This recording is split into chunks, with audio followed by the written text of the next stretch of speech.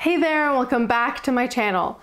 So, as you can tell from the title, this is a new haul. I did have to break my no buy, but it's transformed into a low buy. I want to ensure you all that while I did fail, I lasted about a month for the no buy.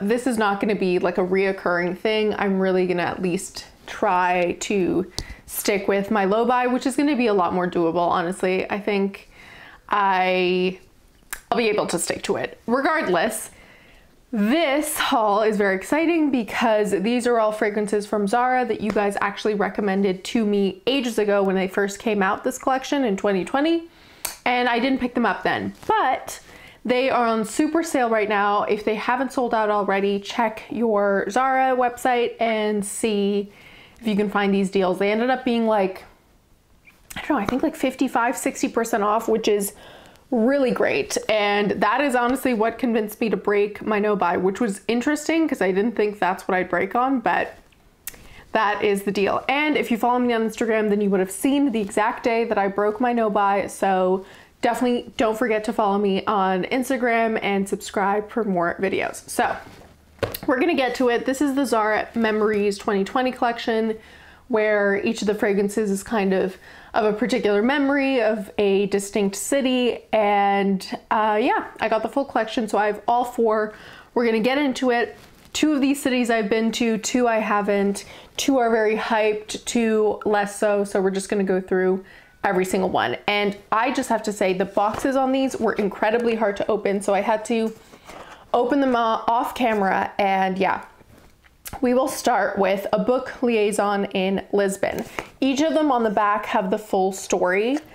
And honestly, I'm not going to read it to you guys. It's on the website. I'm sure you can see, but I really like the way Zara has done a bunch of their collections. I found some real gems there. You guys know Sense of Glam by Zara is like one of my ride or die lipsticky scents. I absolutely adore it. And I just think they've gotten some good perfumers over the years, and I'm gonna get into that. So yeah, I have very high expectations for this line. This is one of the perfumes that isn't as hyped in this collection, and it's by Io. And I looked her up, and she's not a perfumer I was really familiar with at all. And she seems to be a newer perfumer in general. She didn't have that many creations. So this has notes of plum, freesia, and patchouli.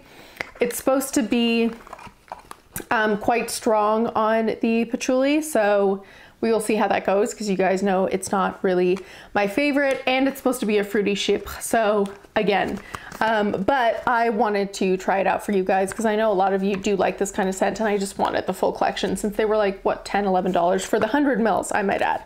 And it's an eau de parfum, and essentially this is about walking through bookshops in Lisbon and just finding it to be this beautiful, astonishing place. And it's a really nice little stories if you want to read the backs, but this is what they look like. They all are gonna look like this with the kind of like wooden tops, just slightly different colored juices. It's very classy. It's kind of a heavy bottle. It's nice. And yeah, we'll just discover it together. It's interesting that it's a book liaison and like in Lisbon, and it's all about libraries, because I found the most beautiful libraries when I was traveling around Portugal ages ago now. Oh, okay. Straight off the bat, it's immediately reminding me of Nomad by Chloe. That's also a chypre. It's one of the chypres that I've warmed up to though. In comparison to some other chypres, this one's actually not that bad. This one's quite fruity. I feel like the strawberry in this is not, I was hoping it would be a lot more like a synthetic candy, strawberry shortcake type scent like in Burberry Her, but it's not. It's quite a tart strawberry, I would say. Yeah, and it's a very fruity chypre. It's, at least as a first impression in the opening, it is staying quite fruity, which I enjoy, and it's helping me at least with the chypre side. I do definitely get patchouli, but it's not already at that point where sometimes patchouli can just kind of smell a bit sweaty, at least on my skin and to my nose.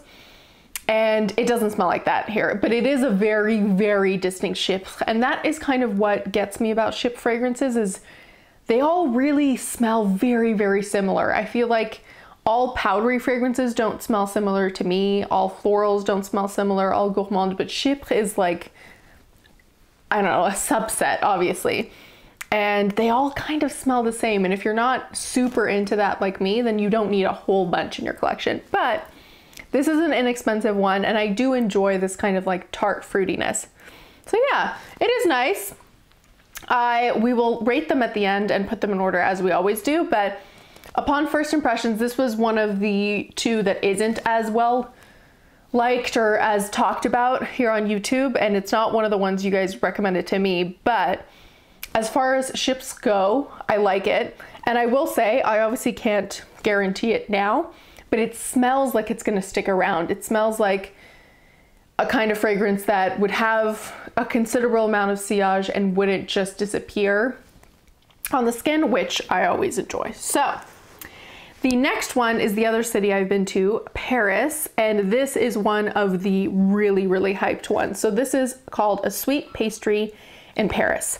And the story around this is walking home from work and being lured into a pâtisserie and just being unable to control yourself and buying a, what is it, a tarte citron? Yeah, so like a lemon tart.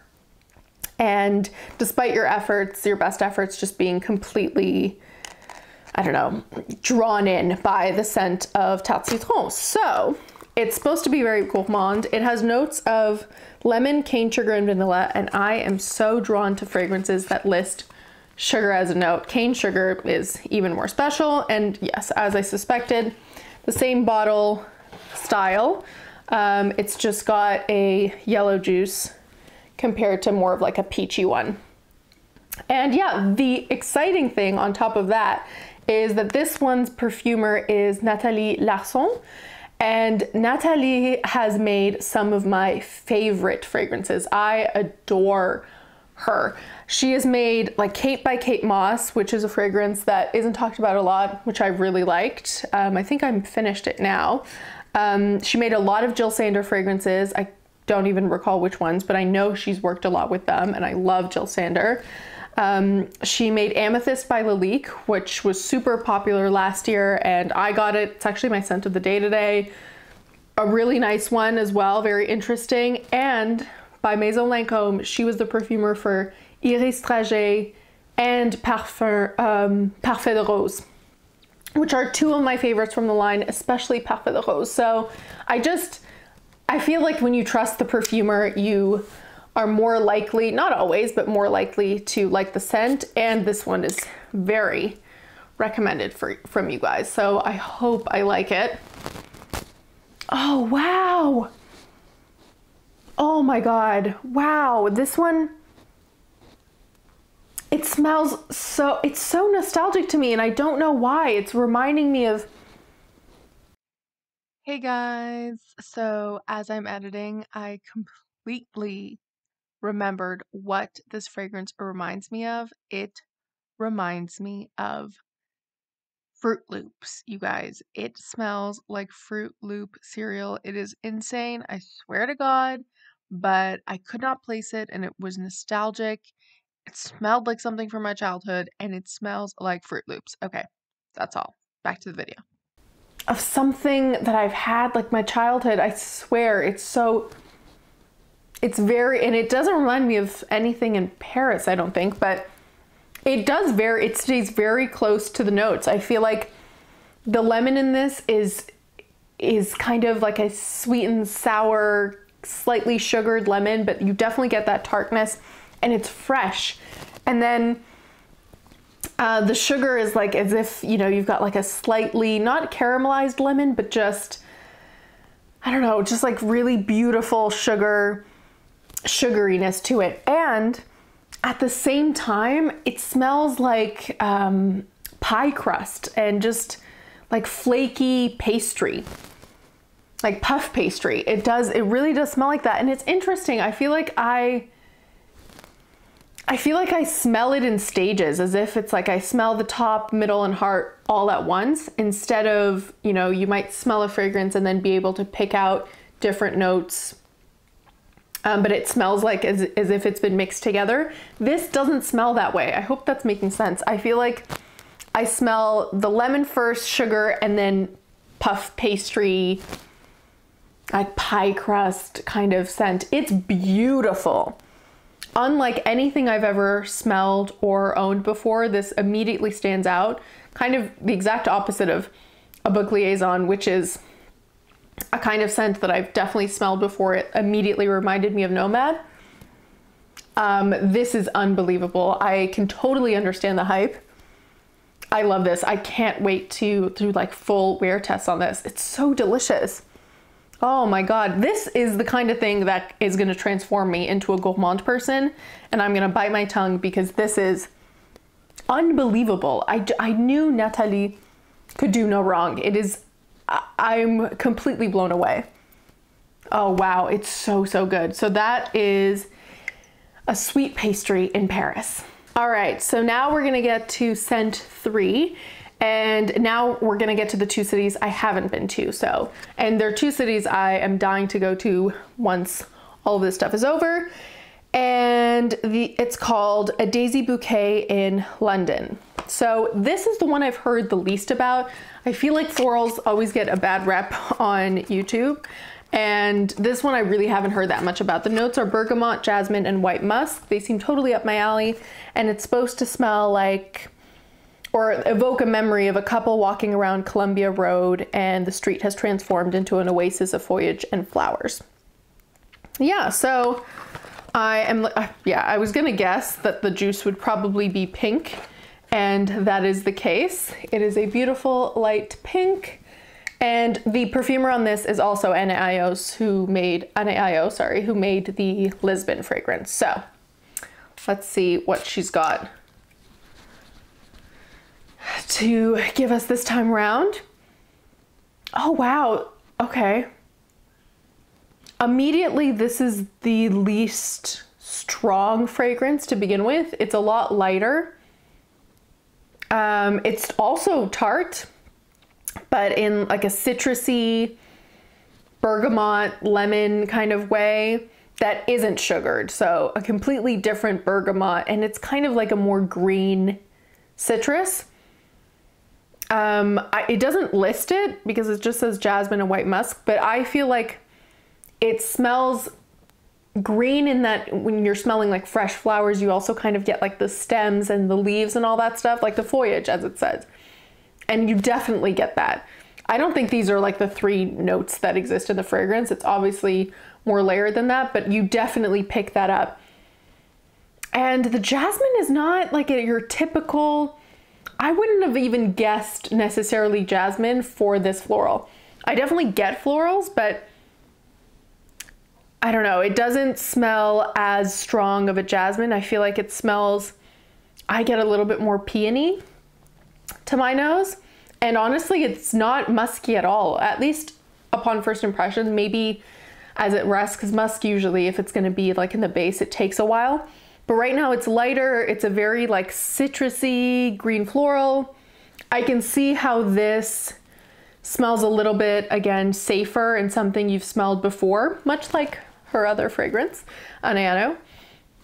It's nice, I'll wear it. It's very springtime. Like, I feel like this is the kind of thing I'd be drawn to between like 3 months out of the year at maximum. But right now, in like dead of winter, while I will wear some deeply like summery fragrances, I wouldn't be drawn to wear this kind of floral when it's super cold outside. It's a very springtime fragrance, but it is nice. Like, it's definitely a fragrance I wear. I don't regret it at all. And it's just more safe, honestly. I feel like if you didn't know what someone would like and you know they like florals, they're more than likely like that one. So now we have the 4th one. And you guys, this is the one that I've heard the most about. It's the one that's been recommended to me the most. So I'm very nervous about it, but this is called a Mochi Atelier in Tokyo.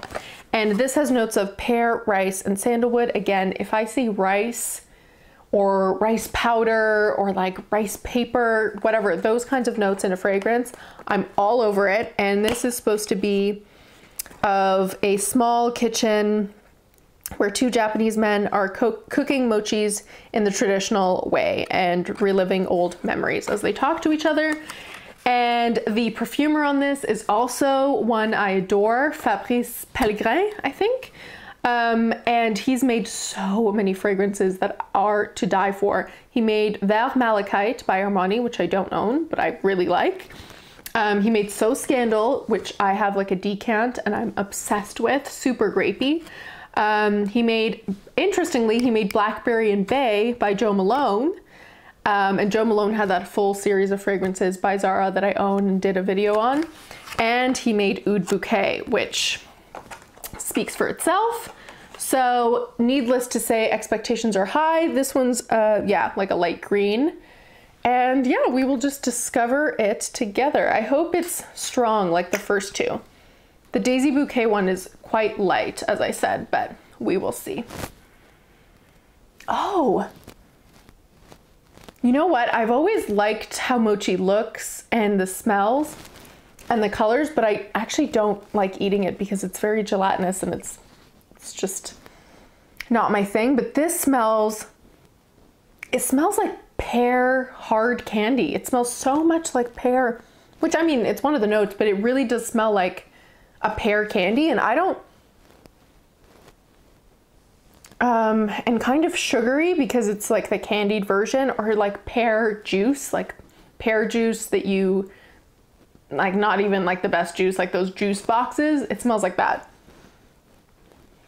I don't know if as it stays, it's gonna get more into that rice sandalwood, but right now it kind of smells like pear juice and like powdered sugar.